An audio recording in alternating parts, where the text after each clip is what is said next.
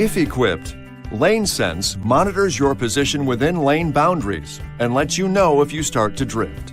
The system relies on a forward-facing camera to monitor lane markings and is operational at speeds above 37 miles per hour or 60 kilometers per hour. LaneSense defaults to off.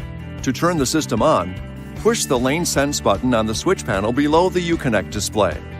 LaneSense On will appear in the instrument cluster display. When both lane markings are detected by the system and you drift out of the lane without activating the turn signal, LaneSense provides a visual warning and steering wheel pressure to remind you to stay in the lane.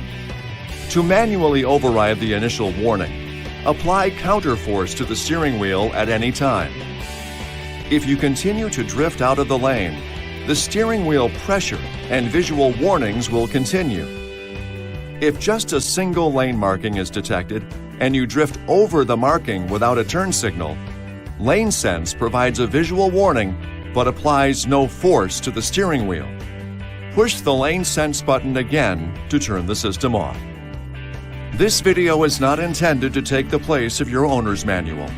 For complete details and other important safety information, please see your owner's information.